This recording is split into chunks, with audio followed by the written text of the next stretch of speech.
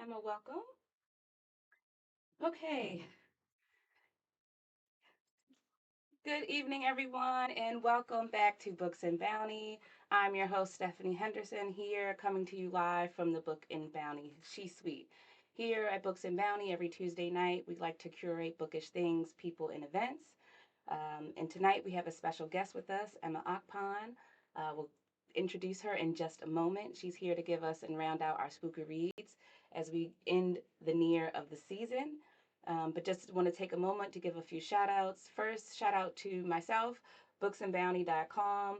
You want to check us out for more information on our editorial development and production services. We are a company that offers a full range of services for small publishing houses, independent booksellers, self-publishing authors, self-publishing authors, nonprofit organizations, and small content management teams. Ultimately, our mission is to do all of this in an effort to amplify women writers, voices of color, and untold stories. So let me tell you first. I want to let me tell you a little bit about how we met before I introduce our special guest. As you all know, I have been building my bookish community virtually and in person, and through the bookish grapevine by way of Jalissa Whitley from Booked Trips. We talked about book trips on the last episode. Jalissa will be here in an upcoming show on Books and Bounty. So make sure you check her out. So I was talking with Jalissa about my affection for dark fiction and science fiction, and immediately her ears perked up and let me know about Emma. And so Emma, with a lofty reading goal of 52 books per year, that's an average of about one book per week. Emma not only devours books at an uncanny rate, but like myself, she likes to speak about books and bookish things candidly, intelligently, and has a strong interest in horror and dark fiction. Now, unlike myself, Emma is also a movie buff and a cinema expert. And so her love for horror and dark fiction extends itself into the movie realm as well. Myself, I'm a bit of a coward. I like to let myself step away from a book if it gets to be too overwhelming and come back to it. But when you're stuck in front of a movie, that's not always the case unless you're streaming at home, of course. So, Emma, our special guest tonight is the host of the Black Girls Horror Guide. It is a club committed to the consumption, enjoyment, and discussion of spooky reads in cinema. If you were watching the stream last night, we live streamed from Emma's first club meeting.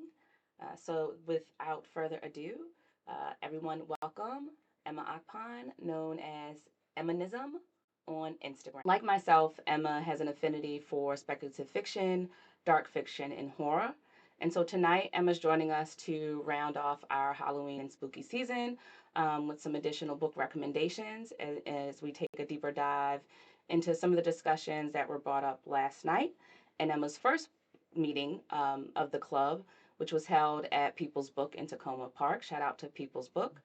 And so tonight we're just going to talk a little bit about why Emma started the club, what got her interested in science fiction and dark fiction, because I know you read tons of literary fiction and not but you have a particular affinity from the dark lore. And we'll go through, talk about some bookish recommendations from Emma, as we always do with all of our guests. She'll give us a list of potentially some book recommendations and some other bookish things and ongoing in her world. So thanks again, Emma, for being patient with us and sticking around tonight and being our special guest here at Books and Bounty. Thanks for having me. So I wanted to ask you a bit, and if you could just make sure you're close to the mic, I Mhm. just wanted to ask you a bit, what guided you to start the horror guide? I know one of the main reasons that I started Books and Bounty, not just to get my sort of resume out there and publishing acumen known to the world as I try to tell the stories of folks and people who look like us. But I also wanted to grow a bookish community. I didn't know who to talk to. Everything was online. It was all book talk and bookstagram, and I needed to find my one-on-one with folks. So I started going out into the community. What about you? What brought you to host a book club? Because it can be daunting. it's still daunting to be honest, even though we did it yesterday. Um, I started because maybe like for a couple years I've been trying to get the people I hang out with the most, like my sister and my best friend, to go to the movies with me, and they don't want to go because they always say I watch bloody stuff. And it kind of just started with like, I just need to talk to somebody about this. And so I met one friend here in DC who goes to the movies with me, and then we were talking, and we was like, we should start a club. We should start a Black girl horror club. And she was like, yeah, let's do it. And every time we would go to the movies, we'll say we're going to start it, and then none of us never do. Then one day I was like, I'm just gonna put it on Instagram. Actually, no.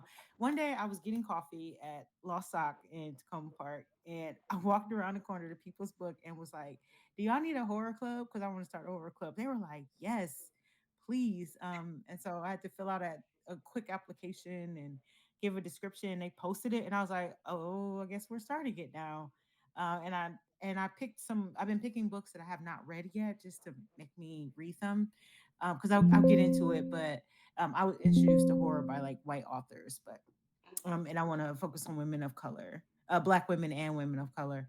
Um, and yeah, I just walked in the bookstore and said I want to start this thing, and they said, "Okay, let's start it." And they put it on the website, and I was like, "Oh, it's starting."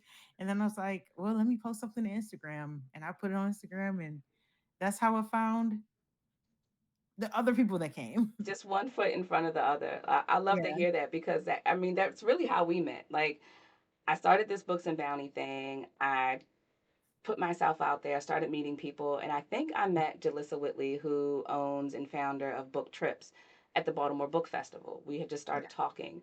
And then she and I met to follow up about some things.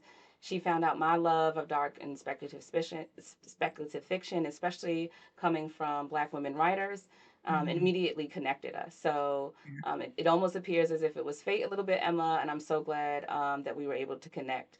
And Uh, low key, Jalissa is the plug for dark fiction. She thinks she doesn't like it, but she was like, "Wait, I like this stuff." Um, Jalissa Whitley is the founder of Book Trips. I've been on two of her trips. They're excellent. I love shouting her out. She actually hired me as a photographer, so she hires local businesses as well. But she had us reading a story about boys being killed by a strain of zombie stuff, and that was her favorite story. And I was like, that's horror. Um, so yeah, that was one book we read that was by a South African writer. Um, but yeah, I started to create some community around this. So basically, so I have somebody to go to the movies with at any point. Now, Um, do you find that often, like women particularly? Because I have, like, we don't, and maybe it took me even a while to say, like, yes, out loud. Yes, I do like dark fiction. I do like horror. I like, not as much as the gory stuff about of it, but I like, especially when it comes to Black women writers and Black writers, not even just Black writers in general, voices of color, how we're able to show the horrors of reality. mhm, Jordan Peele does that in his movies. It's all over Black cinema, um, uh, Gothic traditions of the South and Caribbean, and uh, but I don't find us leaning into that, as a sort of popular bookish people, like a popular trend among us, or yeah. something that we wear almost proudly. It's very hush hush. It's very like, well, do you? I'm like, yes, you do. Yeah, Like, love that stuff. Yeah, I mean, I've been finding more people now when I started talking about it, but before I started voicing it, it was hard to find people. Except when I was in high school, I kind of remember me and my friends, and I had, it was a small group of us, mostly women, but there were a couple men. We would all go see scary movies together, and they saw The Ring one time, and I didn't go, and I tried watching that movie 4 times, and I tried it last night, and it still freaks me out. So that's one movie I'm gonna try to get through it tonight. So, yes and no. Like I feel like once I started talking about it, people were into it, but I don't see it in a lot of the popular, um, like on the book reviews, on the bookstagrams. I don't really see it. So was just looking for it. that's why we're here.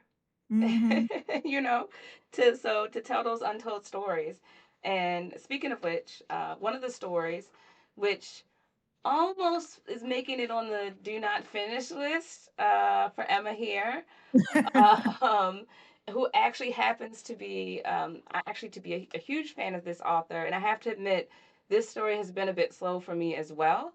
Mm-hmm. And that is Tananarive Dew's The Reformatory. So Emma, Mm-hmm. while I bring that up on screen, do you want to talk a little bit about sort of the reaction impressions you got about the book last night? Yeah. So I enjoy the story. I was looking forward to reading because I like there's some creatures I like and some I don't. Ghosts, vampires, yes, zombies, and surprisingly, disembodied body parts are the things I cannot watch, like hands crawling across the screen or like feet sticking up. But so this was a ghost story. And I picked it up because it was talking about a boys' school in Florida where they basically send kids to jail. Like it's a juvenile detention center, but it's a combination of prison and slave farming back in 1950. Yeah, this book was a little slow for me. I had trouble picking up and starting it, but the story is based on a real thing that happened to somebody in Tananarive family at the Dozier School for Boys. And I'm interested in that side of history. I know a lot of people don't like the slave stories and the trauma, and I was like, well, this stuff happened, and people are going to continue to write about it. And so, other two things, it reminded me of a couple other stories I've read: Colson White Hood, The Nickel Boys, which is another, which is believe is set in Florida about another school of boys, where it's basically jail. The Nickel Boys, he encounters a police stop. He's a young teenager, and he imparts some in some very very small infraction and gets carried off to the school. And the reformatory, the main character is 12 years old, and his they live on the land of the largest landowners in this town in Florida. The same family that used to own the boy's family. And they were walking down the road, he and his older sister, and the boy of the landowner started making advances at the girl, and the boy kicked him. Lyle kicked the white boy, killed the kicked the little black boy Robbie, and Robbie kicked him back, and that's what sent him to the reformatory. And just one day he gets carried off to the school and has to suffer really really horrible things. So the thing about this book is the horror was not like the jump scares, which is what I like, and the ghosts and the magic. The horror was like the reality of the violence black people suffered through the Jim Crow South. Um, and so I think for me, it might not be a do not finish. This is a tough read Mhm. because for me, um, I kind of like to have a little fun with it. So when it gets a little too real, although I will say I liked Jordan Peele's um, Get Out because of the satire element. This is not satirical. I feel like it's very, very straightforward, except for the ghost element.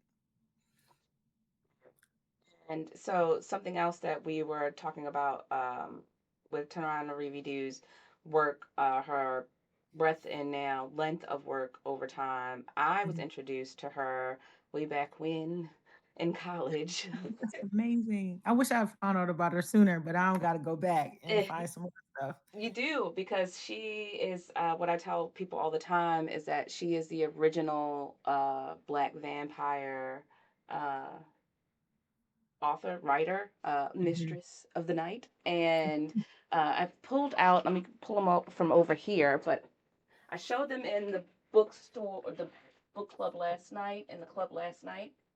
And let me, and by the way, everyone, let me stop saying book club because this is not just a book club. This is a horror club. And Emma's structure will go book, movie, movie, book. We'll see how that works.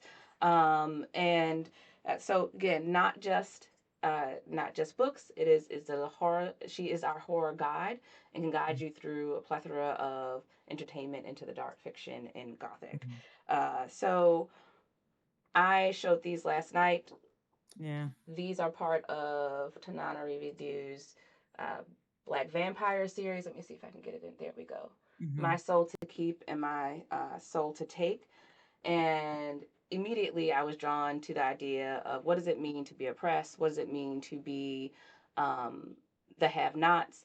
but also be immortal. And how do you work through that? Like, how do you both humble yourself and have the audacity, right? And I think it's something that, as Black people and especially as Black women, sort of dealing with that veil, that double burden, uh, and yet also on the same edge sword being, the host of Black Girl Magic. Hmm. How do we do, how do we navigate through life, with that sort of what could be opposites. Right. I'm been thinking about like how I really got into it. There's an origin story. I read The Telltale Heart by Edgar Allan Poe when I was in junior high, and I was like, oh, this is my favorite story ever, and I'm still pretty obsessed. And I read The Lottery by Shirley Jackson when I was a young teenager, which is a pretty shocking story. And I mean, I read widely, so I'll read pretty much read anything until I don't like it, then I'll put it down.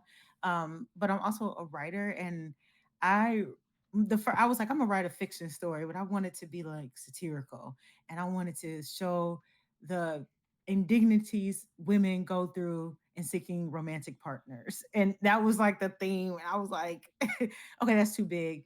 And so I remember but coming home, huh? but with the times, it is contemporary. So I don't know, you may have something there, but go on. I didn't mean to cut you off.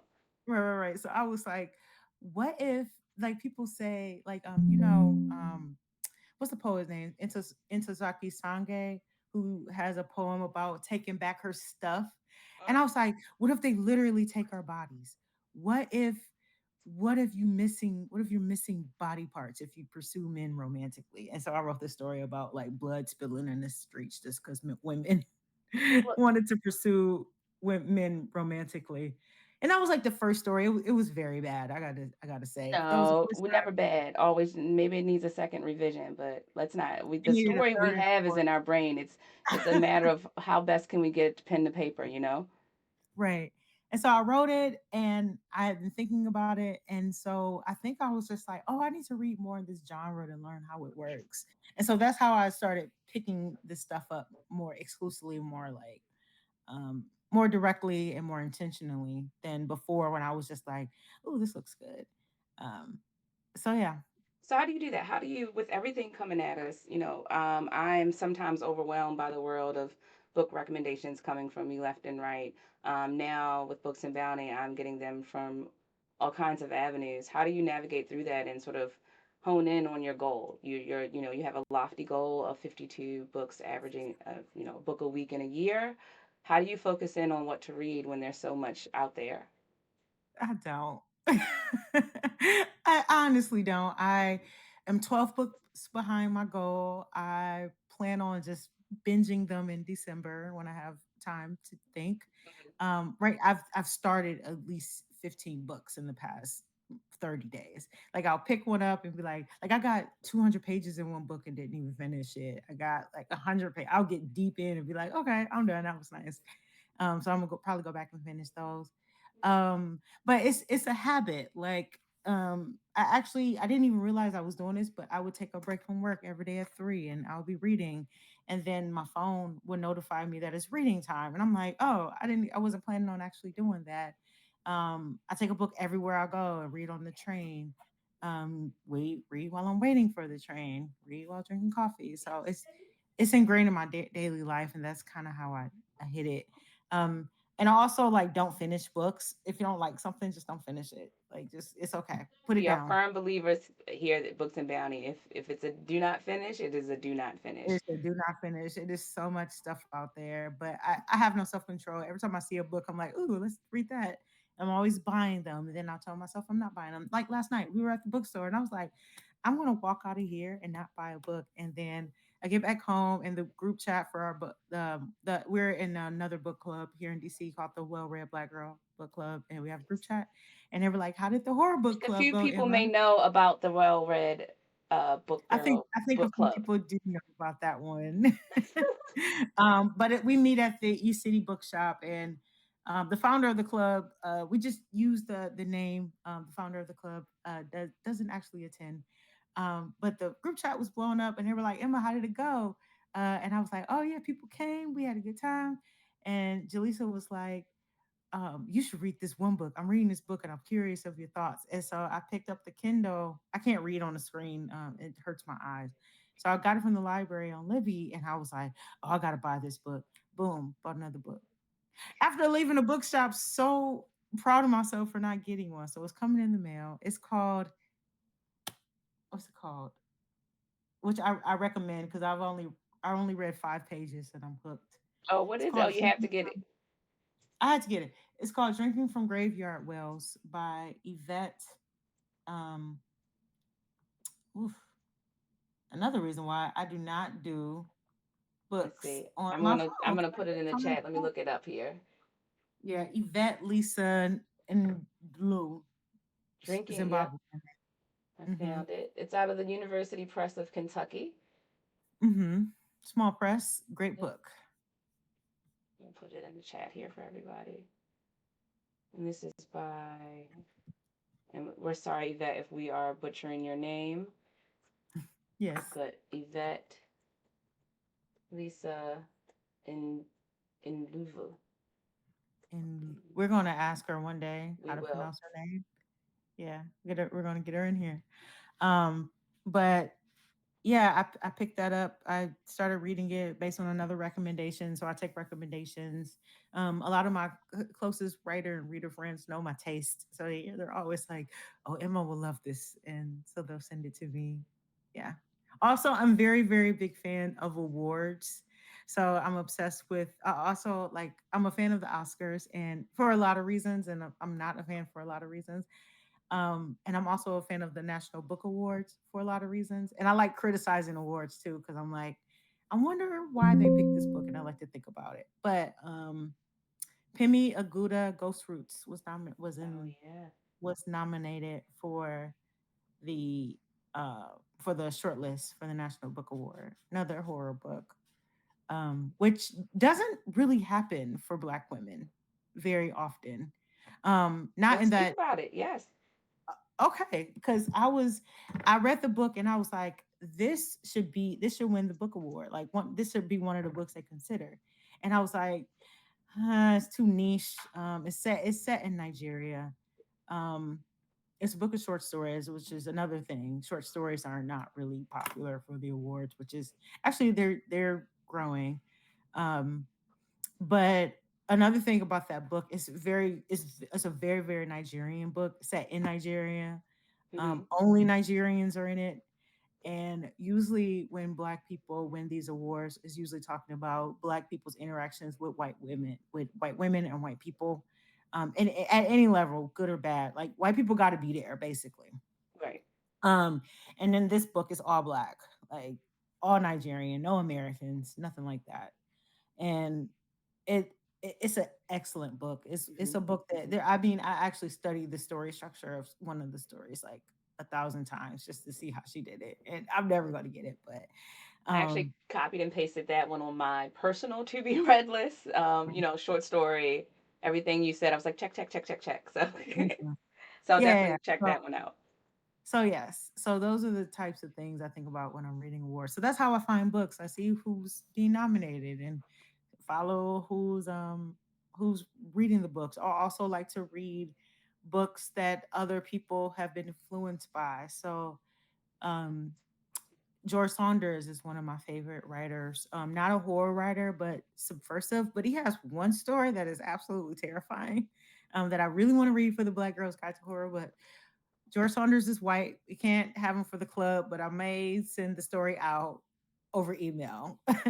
It could um, be, it could still be a recommendation. It might not it be could be listed supplementary for reads. discussion, but it could be, it could go out to the group.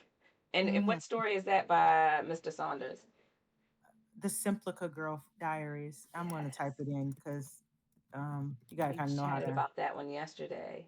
Oh my gosh, it's in this booked 10th of December.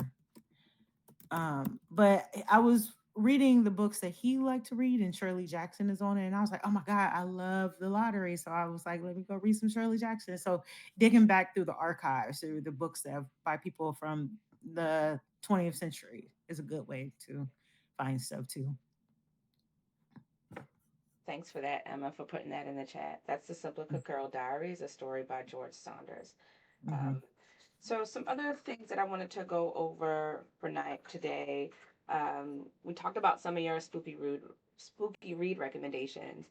But as you know, and as the folks watching hopefully have learned by now, at Books and Bounty, our motto is we curate bookish things, people, and events.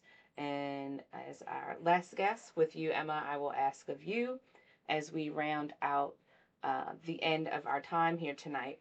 If you leave us with a recommendation for a bookish thing, it could be a book or it could be something else. For example, one show I recommended journals. We were talking about reading and mental health, and so I started talking about journaling. We and also if you recommend a bookish person or group, and any upcoming events that you want us to know about. So as Emma gives hers, and then everyone will chat a little bit about Emma's bookish thing, person, and events, and then we'll come back here in a little bit after the break, and we'll talk about some more bookish things, people, and events from Books and Bounty. So first up, Emma, what's your bookish thing you recommend for folks out there tonight? I recommend reading James Baldwin's Going to Meet the Man. Not it's horror, but in a very, very like blunt. This is what happened to black men in the South back in the day. It's an excellently structured story. I hope everybody reads that story. It's the last story in this short story collection called Going to Meet the Man, and I was horrified. It was graphic too, so that's always fun. Yeah, Um, go ahead. Bookish event. Um, um, let's see. Oh, Glory Edom is coming out with her memoir on October 30th. And well, it's already out or it's coming out someday, but I'm going to go see her on October 30th at Politics and Prose, day before Halloween. So I'm really looking forward to that memoir, and going to hear her speak about it because I know she's worked on it for a long time. And Yes. I'm happy that it's out in the world. And What a flyer. Hold on, let me oh, wait. we got a flyer. Let me do a plug for Glory. I met Glory actually at the Baltimore Book Festival. I Guys, have been trying to if anyone wants to sponsor Books and Bounty at the Well Read Black Girl Conference coming up, well festival coming up on the 26th, going. let me know. I can make it happen. Yeah. But we met at the Baltimore Book Festival, so this is what you were just talking about. Gather Mhm. Me. Mhm. Yes, Gather Me. Yeah, a memoir in It's a Toni praise of the Morrison books that quote. saved me. Hmm. Yeah, it's a Toni Morrison quote. She said, "She's my friend. She gather me." Um, yes, and if you are interested in joining the Black Girls Horror Guide, follow my Instagram, and we're going to start a WhatsApp group. I've started a couple app groups, and we're going to go to the movies next month. Next month, but our next in-person book meeting will be not until February 17th, and I'm going to try to tie in Valentine's Day with horror somehow, because I actually love Valentine's Day too. It's one of my favorite holidays. I wear all pink to get my nails done. Yes. Awesome. Yeah. I'm either way. I'm like, me, the fella and I, we usually make sure we have some time together, but it's never a big fussy thing for me. It never has been, but that's fun. Yeah. So I'm trying to figure out how we're gonna get sneak in Valentine's Day for the horror club. Oh, that's going to be interesting. Now I have to let me see if I can think about some things. I have a Mhm, couple thoughts mhm. turning in my mind. Yeah. Um, So, any last thoughts you'd like to leave us with, Emma? As Emma just said, make sure you follow her at Emanism on Instagram. Sign up for the Black Girls Horror Guide. There's a link in her bio there. But anything else you would like to leave us with tonight? Yeah. Read more black women. Always read black women. Whatever levels. And read what you like. All right, Emma, thanks so much. Until next time, and everyone, we'll see you back here in about 5 minutes where we'll be wrapping up the second half of the show. I'll go through some of my bookish things and events from the last week. We'll have a read aloud. We'll actually be looking at, um, I'm going to be reading from another recent book by Tanana Revidu, The Wishing Pool. In a moment, you will see the actual outline, the TOC from the book go up on your screen. It'll be there during the break. Chat which story you would like to hear from tonight. And that'll be the book we'll do our read aloud with in the second half. So, Emma, thanks so much again for being here with us. I can't wait until the next meeting of the Black Girls Horror Guide. Until next time, everyone, happy spooky reading. Bye.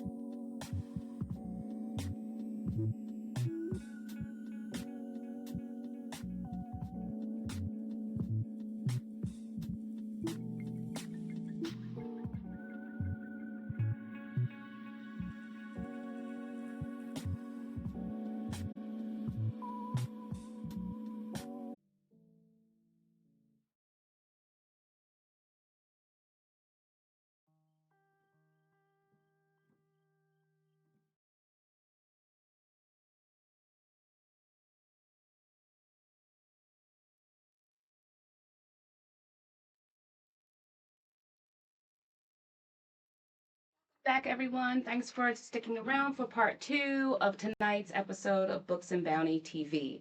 We just left special guest Emma Akpan, who is the host of the Black Girls Horror Guide. She just hosted her first meeting of the club last night at People's Book in Tacoma Park, Maryland.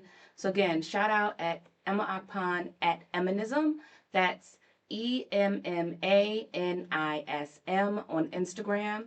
You can follow her and sign up for the Black Girls Horror Guide at the link in her bio. So check her out to get all your spooky reads for now and ongoing. As we noted in the last episode, in the part one of the show, Emma's structure will be both cinema and book based. We just finished up the review and reading of Tanana Review's The Reformatory. Next up, we are taking recommendations in our new WhatsApp group. So make sure, again, you follow Emma on Instagram and check out what's upcoming in store for the movie that will be hosted next time for the Black Girls Horror Guide. Now, in the second part, as Emma left us with a few of her bookish recommendations, they're noted here in the chat. We'll also be listing them with links in the description once the highlights are posted. That being said, you can only catch Books and Bounty live on Twitch. We will post highlights from every episode on YouTube and elsewhere, but you will only get the full show, all the recommendations, all the cool events, all the bloopers and things that happen on live streaming television here on Twitch at Books and Bounty TV. You can find us booksandbounty.com for more information about our curated events such as the Traveling Book Nook, as well as our professional services for editorial production and development. So in the second half, we get a little bit more into what I've been doing over the past few weeks, a few bookish people I've met and places I've been. First, we're going to start off with the Dodge Poetry Conference in Newark, which was hosted at the New Jersey Performing Arts Center. Excuse me. Pardon me. I had the honor of being a chaperone at my teenagers' field trip to the conference. Again, this is the Dodge Poetry Conference in Newark, New Jersey this past weekend. Friday was their youth day. It was filled with some great sessions. I'll be linking to these on booksandbounty.com. We'll upload some of the photos. I met some great folks there, a lot of young people who are not only writing and doing the work, but also behind the scenes supporting authors, writers, and poets alike. So shout out to the Dodge Foundation for their work and efforts in poetry and beyond. Some other things so while we were there, again, I have a teenager, I have a junior in high school, and at this point, we're really looking at doing our college tour focused on finding a good fit. Is the geographical location right? Is not just beyond academics, right? We understand that we want them to be in a rigorous program. They want to be in a rigorous program, but it's all about, so it's very much about finding that good fit. And so, of course, while in New York, in Manhattan to be particular, we went on a bit of a bookish tour. I'll be doing, and that's going to be introducing our upcoming series on Books and Bounty, which is going to be dedicated to graphic novel and comics book. But tonight we are finishing up our series, wrapping up our series on all things speculative dark fiction and horror. We are still in the midst of our giveaway that is ending next week. We will be announcing the winter of the Legend of Orisha series on next Tuesday's show. So make sure you tune in live on Twitch next week at 10 o'clock. If you are there and you are called, we want to make sure that we can shout you out in the chat. So again, if you are an early supporter on Twitch and other platforms, if you follow us on Twitch and Discord and join our Discord server, you must be both. You must be following us on Twitch and joining engagement in our Discord server. Then you will get a chance to win Tomi Adeyeme's Legend of Orisha series. So more on that, you can find there'll be information about it here showing on my Twitch page, as well at booksandbounty.com. So, Emma mentioned some of her bookish things, people, and events going on in the spooky world, and I kind of want to keep that theme going a bit with my uh, first bookish thing. And it's actually going to be a genre of art, lore, cinema, and of course, literature. And that's the many of us here in America, especially if you are a fan of dark fiction, if you are a fan even now today of paranormal romance and those types of trends, then you probably have heard of Southern Gothic. In reading about and trying to find some writers that um, perhaps I've heard of but never really got around to looking into or think should be on my to be read pile. I don't actually have these books yet, but I definitely want to pick up some by these historic novelists. And these authors that I'm going to mention are again writers of Caribbean Gothic. And the first one is going to be Herbert George DeLisser, who was a Jamaican journalist and author of The White Witch of Rosenhall, Rose Hall, which is actually a story that I think a lot of us have heard about, and it repeats a theme that was brought up in the Black Girls Horror Guide meeting last night, as well as we talked about it on the first part of the show. And as being an oppressed people, and even as women, uh, housing what we sometimes is called the double burden, what does it, the horrors of our reality, the trauma of her reality is horror in of itself, and how these authors use certain literary mechanisms and structure in prose to to to describe that, and to present um, our realities in a fictional way that is not only captivating, horrifying, poignant, and uh, as with these two authors that I'm talking about right now.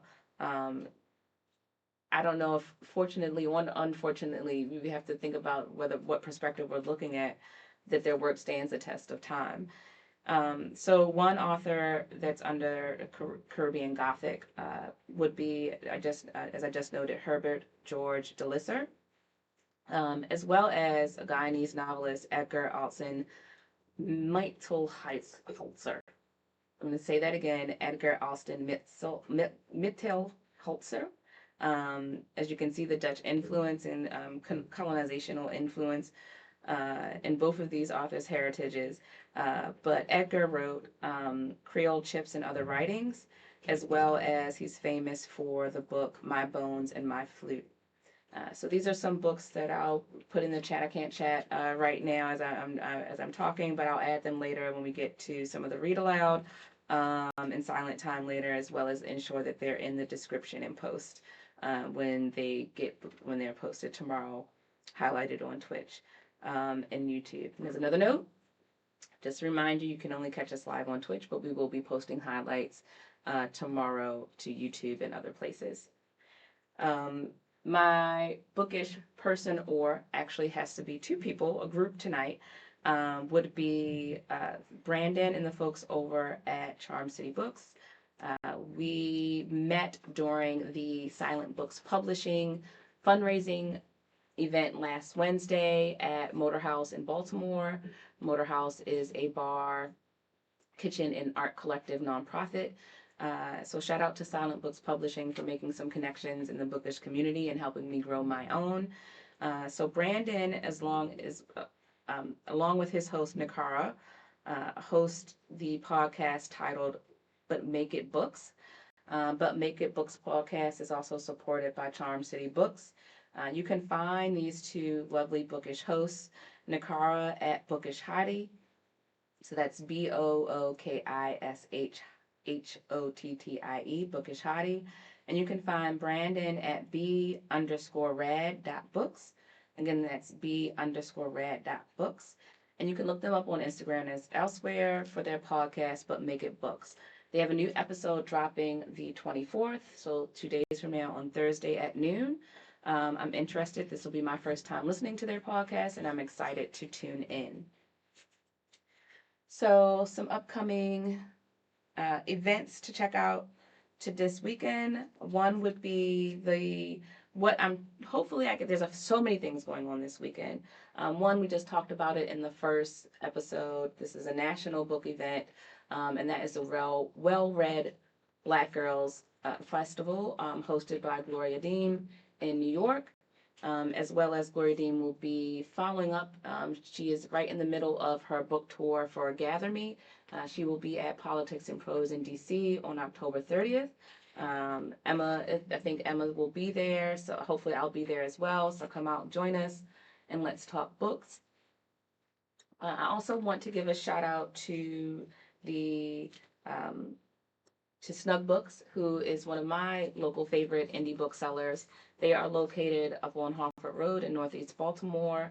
Their community of Lauraville will be hosting the Harford Road Spooktacular this Saturday up in that in the Northeast Harford Road area. Again, this is historic Lauraville.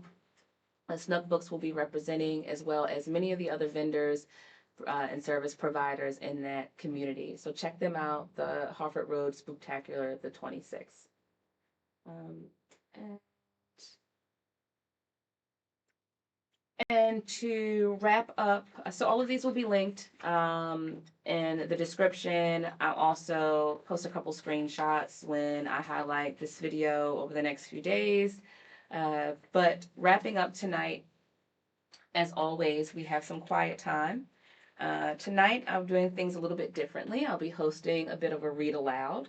One thing that I wanted to get a little bit of group participation in tonight, we'll see if we'll have anyone in the chat. I'm going to blow it up now. But this is the TOC from Tanana Reviews, The Wishing Pool and Other Stories. This has come up over the last couple weeks as we look at our spooky reads. But tonight I wanted to read from one of the stories, and it doesn't look like we have anyone in this chat. Check over. I have to see if we have any others.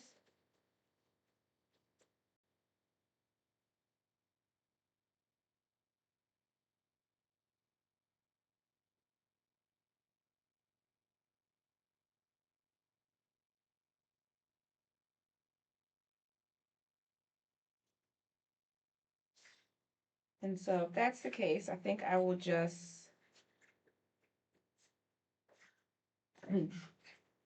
actually I'm going to read. I was going to read from the title story, The Wishing Pool. But I actually think I want to read you Miss Dew's introduction. Uh, because it does a really good job of why and how she got here. And I think it'll also introduce you to some of her previous works that you may enjoy. So, excuse me. Right now, we'll be reading from The Wishing Pool and Other Stories. You'll see it there on your screen. Let me refocus that.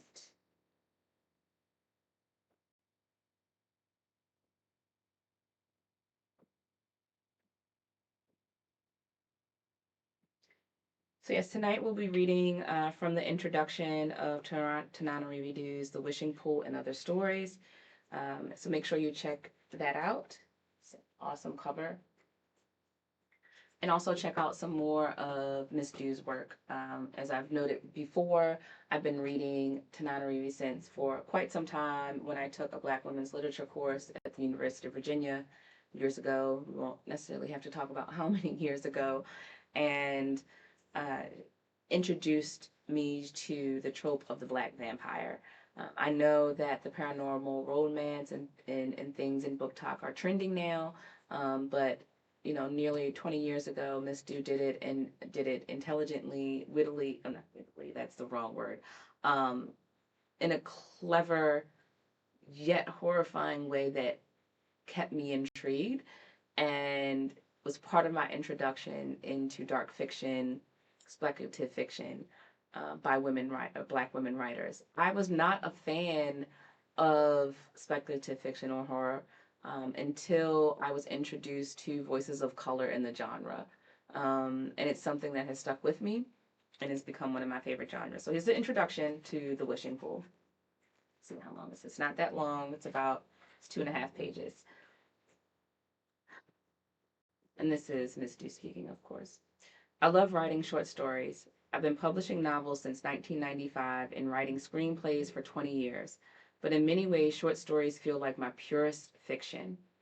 Several of these stories feature young protagonists, as in my previous collection, Ghost Summer. Check that out. I enjoy writing children in horror particular because childhood has so many harrowing moments that haunt us throughout our lives. I also learn so much from young protagonists about how to accept new realities and confront them with imagination and courage. But a thread of aging and mortality is also woven through this volume, starting with the titular story, The Wishing Pool. When I first began publishing horror, I had not yet experienced the worst traumas of my life, losing my mother and grandmother. As of this writing, my father, freedom lawyer John Dew, is 87 years old and experiencing dementia. I wrote the story The Wishing Pool in the wake of the COVID-19 pandemic when I was about to see him for the first time in nearly 2 years and I was bracing for signs of his decline. I asked myself what was more important to me, the former trappings of our relationship or his happiness. It's a question I still wrestle with, but writing this story helped prepare me emotionally for that visit.